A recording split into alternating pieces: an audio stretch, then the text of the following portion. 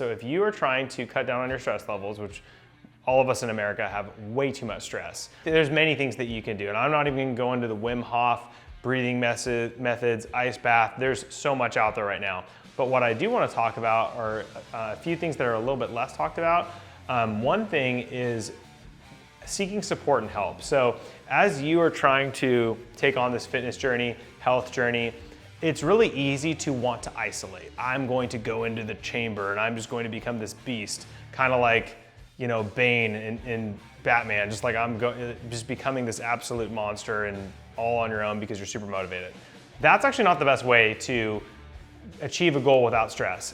Bouncing ideas off of people and getting support, getting help, getting a workout partner, getting someone else to do a 30-day challenge with you, that's going to tremendously help you calm down because you feel like you're doing it in a community. You feel like you're doing it around other people, which will help reinforce what you're doing, and it becomes less something that's in your head that you're planning on doing and more something that you've shared with some key people that you care about, and it's going to help usher you into that next season. That is number one way to decrease stress. Number two is gonna be exercising. So regularly exercising can kick your body into a healthy level of stress. You want to put your body into a fight or flight mode, so it is, you know, going to fight to, you know, when you're working out, your body thinks it's hunting the gazelle, and you're going to be finding a way to, you know, increase all of your workloads, that way your body can build back up the next day. But your body is used to that and it wants to do that. So when you do that, you'll even get a major dopamine hit just from finishing up a workout, or, you know, it's even called runner's high for runners, and it is extremely healthy. All of your blood is moving from all different parts of your body all throughout, and it is something that can really, really help decrease stress. So while you might look at some really intense workout videos with super electronic music and all these flashing lights and all this kind of stuff, and it looks stressful, it actually can decrease stress overall by exercising each and every day. Which, by the way, exercises don't always look like that. So if you haven't signed up for a workout class, they look like that sometimes, but not all the time, so don't be scared.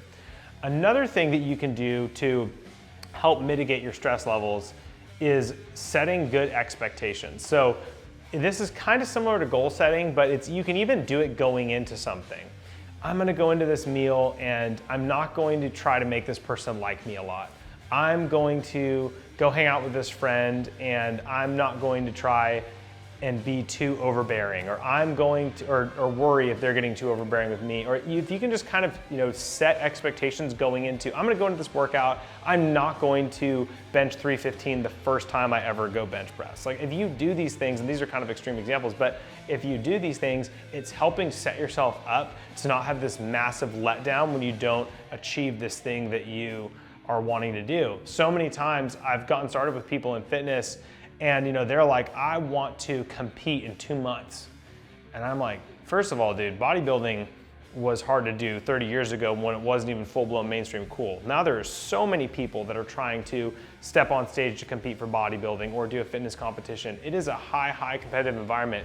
You will be sorely disappointed at not only how far you go in 2 months, but also what you're up against. So if you want to step on stage at a competition and you've never worked out before, it is going to be 2 to 3 years minimum before you're at an acceptable place to step on a stage. Coming to these realizations are going to really help you go further, because if you set in your head, you know, there's going to be a Culver City XYZ, I'm going to sign up, that's cool, but it's also going to be really difficult for you to hit those goals, and it's actually impossible. Even with steroids or all the other help that you might get out there in the world, it's not something that can be done overnight. So setting good expectations is going to really help decrease stress levels as well.